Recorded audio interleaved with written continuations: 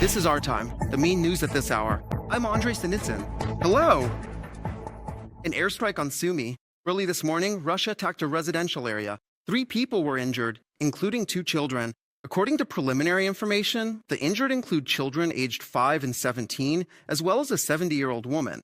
She was hospitalized. All the victims are currently receiving the necessary medical care. Law enforcement officers, investigative teams, and bomb disposal experts are working at the scene. As a result of Russia's attack on Odessa, a man was injured. He was hospitalized with burns and is receiving all necessary medical assistance. This was reported by the city military administration.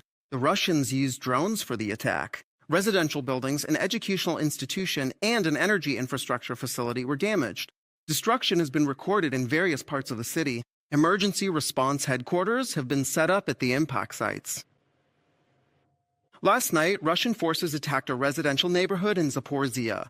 A strike drone crashed in the middle of a street near some houses, and a car parked nearby caught fire. There were no casualties. The blast wave shattered windows and damaged balconies in 5 apartment buildings. Rescuers and utility services are dealing with the aftermath of the strike. Specialists are collecting and removing debris and helping residents cover their windows with wooden boards. I barely managed to leave the kitchen in time. I just stood there like that.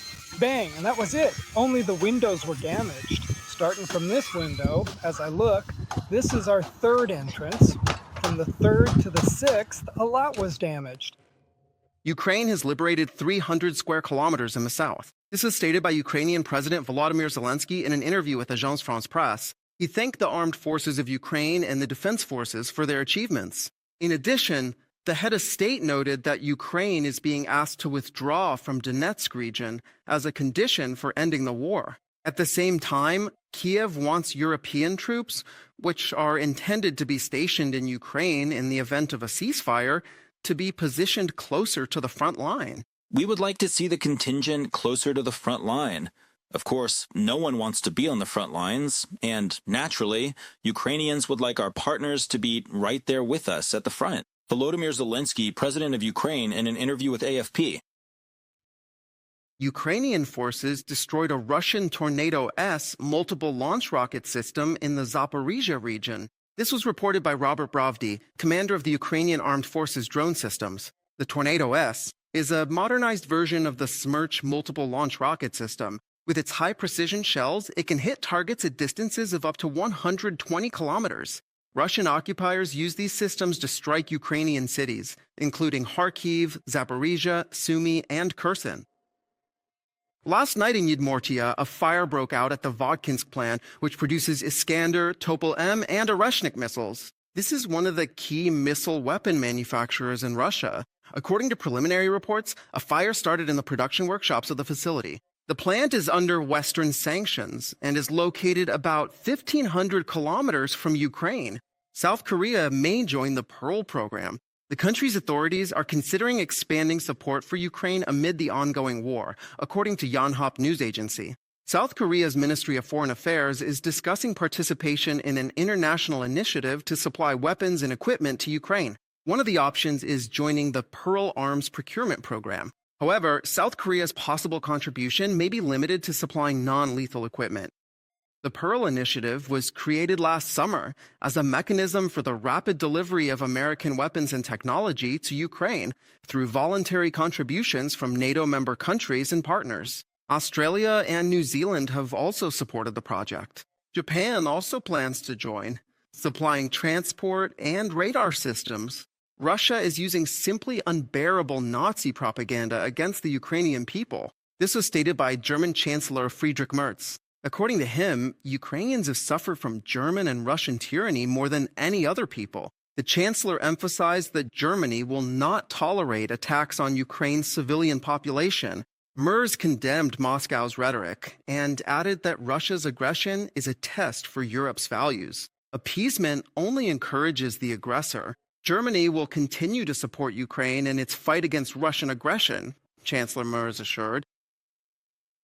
We will never accept the way the criminal Russian regime systematically wages war against this country's civilian population, against the elderly, women, and children.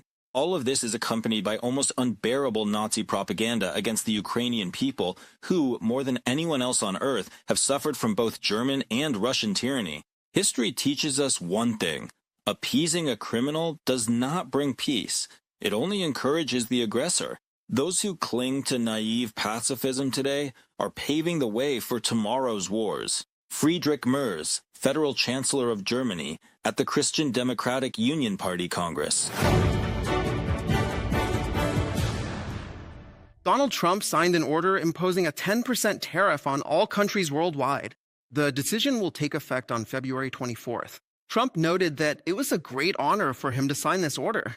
The new tariffs will not apply to certain goods, including aerospace products, cars, and pharmaceuticals from Mexico and Canada. This was reported by the White House. The order also prohibits the collection of tariffs deemed illegal by the U.S. Supreme Court. Tariffs will continue to be a critically important tool in President Trump's arsenal to protect American businesses and workers, bring manufacturing back home, lower costs, and raise wages.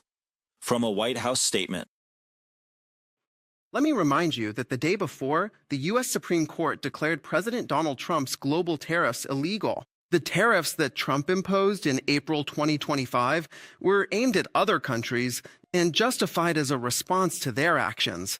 The court ruled that Trump exceeded his authority by using the Federal Emergency Powers Law to impose the tariffs. The judges did not address the issue of compensation and sent it back to the lower courts. If compensation is approved, the amount could reach $170 billion. The United States military struck a drug trafficker's vessel in the Eastern Pacific Ocean.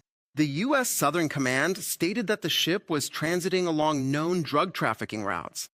The task force struck the vessel. The statement specifies that the vessel is linked to organizations designated as terrorists. Intelligence confirmed that the vessel was transiting along known drug trafficking routes in the Eastern Pacific Ocean and was involved in drug trafficking operations. During this operation, 3 narco-terrorists were eliminated.